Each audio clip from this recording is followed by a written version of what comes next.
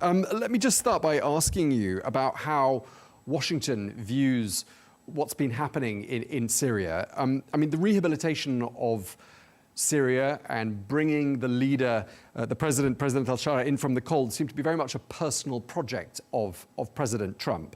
And I'm wondering, therefore, how you think he views these developments, notably the airstrikes on Damascus. Yeah, it's a great question, and you're right, Tom. President Trump has got, he's planted some seeds with President Ahmad al-Shara, and I do think he's got great hopes for reintegrating Syria into the West and into the American attempts for peace in the Middle East, and even at some point waving them into the Abraham Accords, which would be quite something. But on the other hand, he does respect the fact that Netanyahu in Israel, has to protect his people, and he's concerned with some of the troop movements on the border, especially around the Golan Heights.